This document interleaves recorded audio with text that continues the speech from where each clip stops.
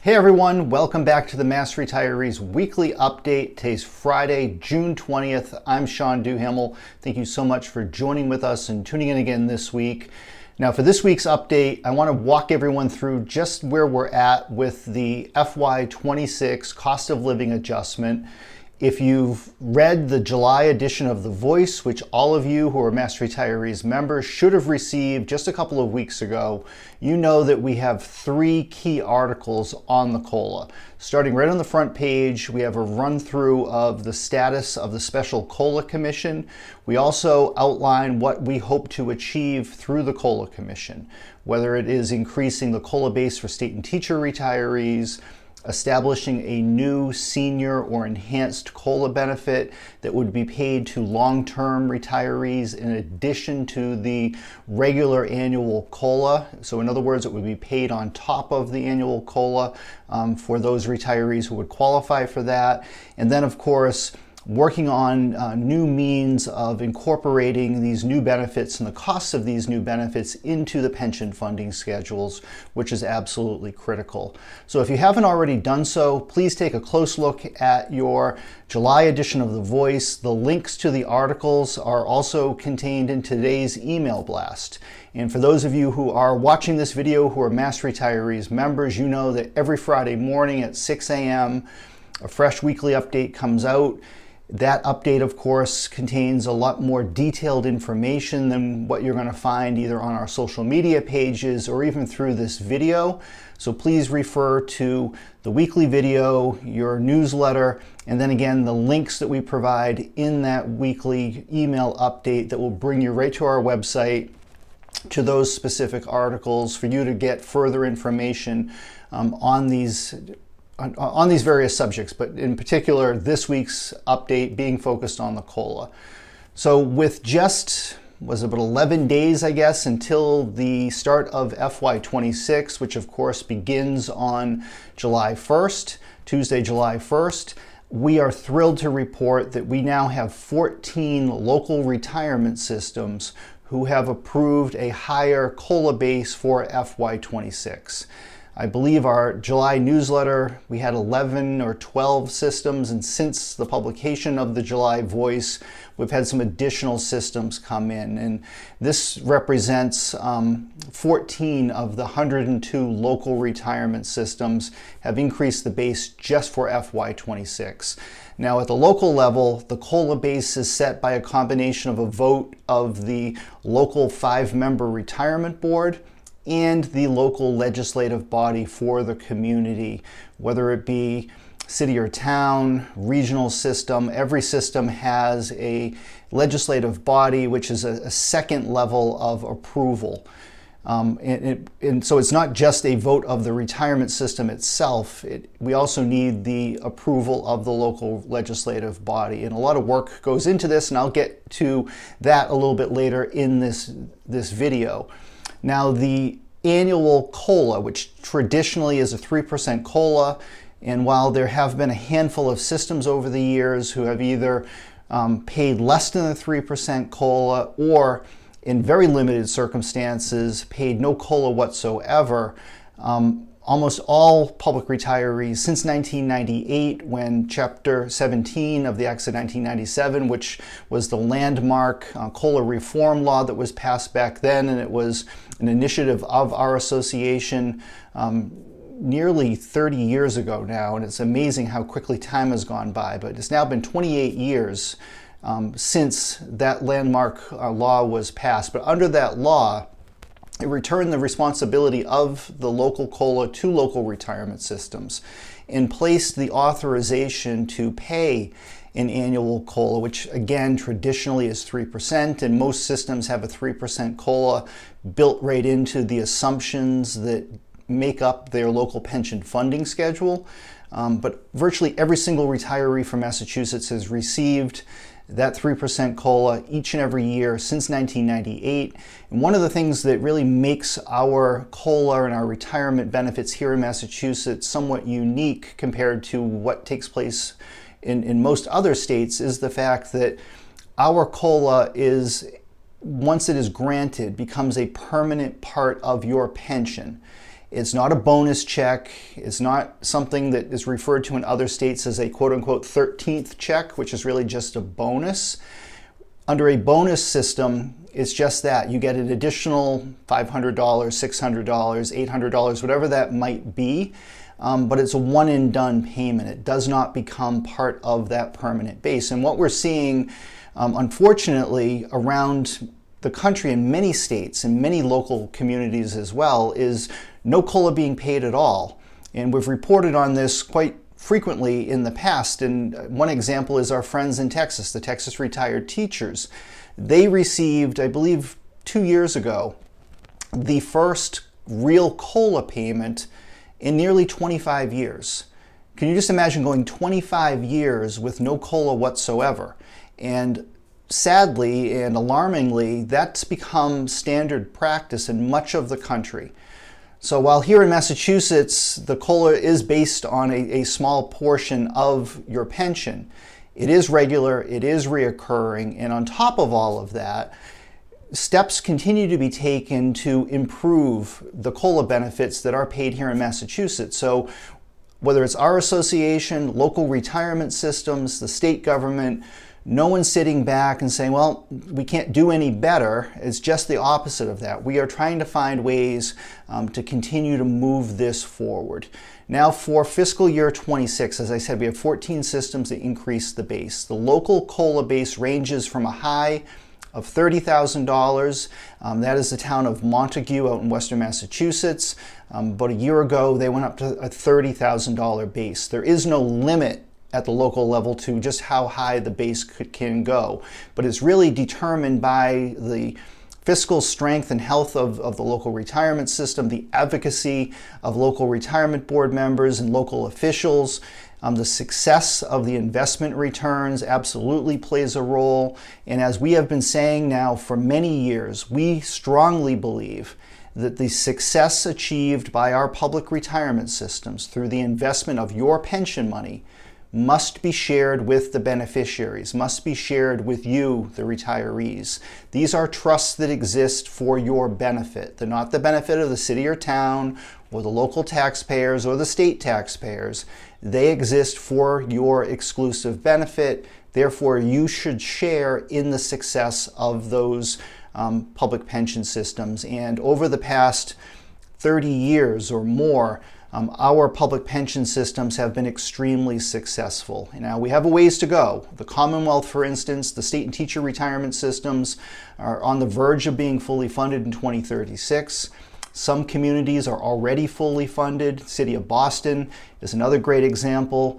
Boston will be fully funded in 2028. And through the success of these systems, it is our hope and our focus to continue to improve COLA benefits, not just in terms of the COLA base, but also through creating the new enhanced or senior COLA as we have been referring to it.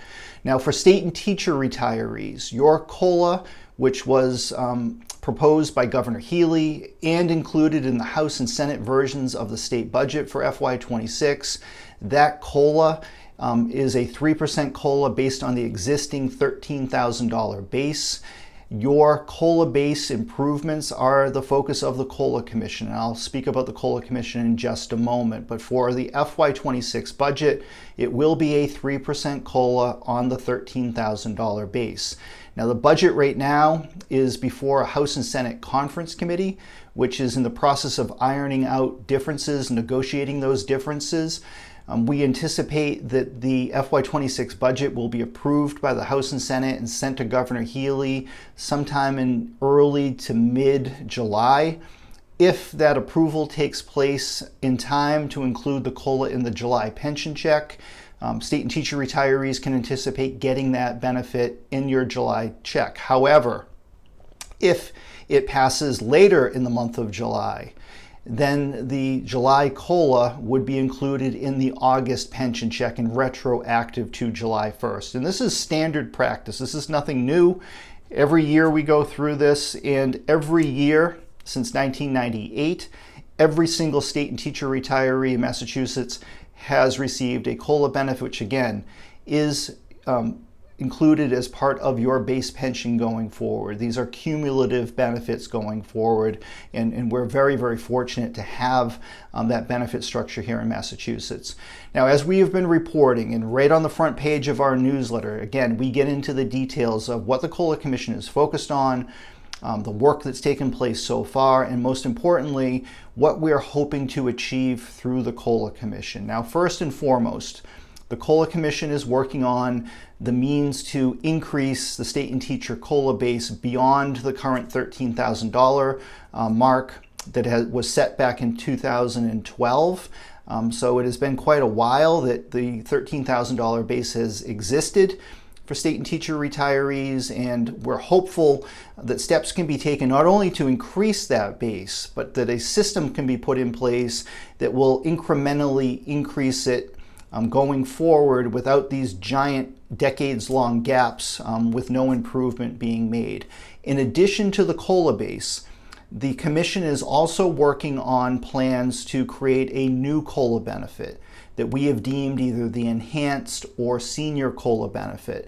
This would apply to career public employees who have been long-term retirees. So those of you who have been retired, say 10, 15, 20, 25 years, we are working to develop a structure that at different milestones, so at 10 years, 15 years, 20 years, there would be an additional benefit paid to you on top of or in addition to the traditional COLA. And this is a way to help long-term retirees better catch up with inflation. And the details of this plan continue to be ironed out. PERAC, which is doing the lion's share of the research and actuarial work that goes into this project, continues to run different models and different scenarios in terms of what the cost will be, and then working with the Commission to figure out how those costs can best be incorporated into the pension funding schedules. Because keep in mind, the Commonwealth for FY26 will appropriate $4.9 billion to fund the state and teacher retirement systems for the coming fiscal year. That schedule resets for FY27. That work will begin this coming fall. So our hope is that the COLA Commission report, which we're anticipating will be released sometime in early fall, that report will contain recommendations on the COLA base, on the senior enhanced COLA. We're hoping that those recommendations will quickly be developed into legislation that can be passed in conjunction with the new funding schedule and have it in place to be up and running for fiscal year 27. That's the focus and our goal. Now, in terms of the senior or enhanced COLA, once that benefit becomes law, it would then be subject to local approval. And unfortunately, when it comes to adding new or additional retirement benefits, like a new COLA benefit, those benefits must be local option. There's no way for the state to mandate that cities and towns incorporate new benefits into their schedules. The provisions of Proposition 2.5 prohibit unfunded mandates from being forced on cities and towns. So just like the COLA reforms back in 1997, which we spent a great deal of time and effort traversing the Commonwealth and working with local retirement boards, local officials, to get that law adopted at the local level, we will be doing the exact same thing when the time comes to incorporate or locally adopt the senior COLA as well. But first things first, the first step is getting the commission process completed. Then, of course, getting the legislation through the legislature and approved by Governor Healy, hopefully in time to be incorporated into next year FY27's benefits, then working at the local level to get it increased at the local level as well.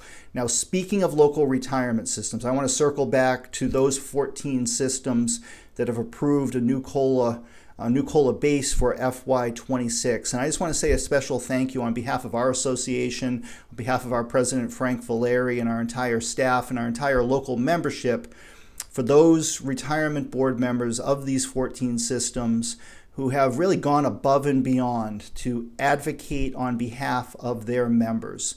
And it starts with the 2 elected members on each retirement board who represent all of you, who you get to vote for to represent your interests, but also the other 3 members, whether you are the ex officio member representing the city or town that you work for, or the 5th member who is typically a private sector employee who serves on the local retirement board. All of these individuals play a very important role in advocating on behalf of their local retirees, and then taking that recommendation and the math that's behind it, because at the end of the day, all of these benefits have to be paid for, and they're typically incorporated within the pension funding schedule.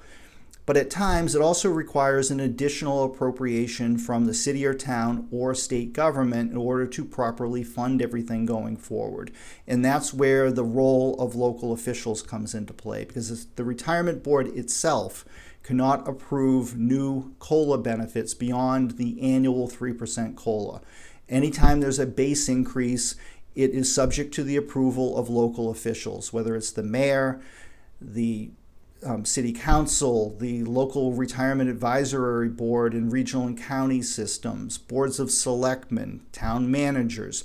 Everybody plays a role in this. And in the case of the city of Lynn and the city of Methuen, both mayors played a key role. And we want to say a special thank you to Lynn Mayor Jared Nicholson, as well as Methuen Mayor DJ Beauregard, both of whom approved their respective local COLAs. And without their support, I don't know, and I'm pretty confident in saying that this would not have been approved at the local level without the support, particularly in the case of cities, of their mayors. So it just shows the important role that these folks play in this whole process. So if you are a member of one of the 14 systems that's approved the higher COLA base for FY26, thank your local retirement board. Thank your local officials. Thank your mayor if you're from either Lynn or Methuen. These folks have gone above and beyond on your behalf, and we depend on them to continue to make improvements going forward. So a thank you really goes a long way, whether it's from our association or, more importantly, all of you at the local level who are local voters, local taxpayers. Your local officials will very much appreciate hearing from all of you. So that's it for this week. I am recording this on Thursday afternoon. It is incredibly hot and humid here in Boston and in Massachusetts in general. I hope you're all doing well. I hope you're staying cool.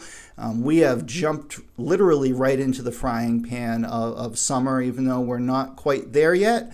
We're close. But be well, everybody. We will be back to you again next Friday with a fresh update. Take care, everybody. Bye-bye.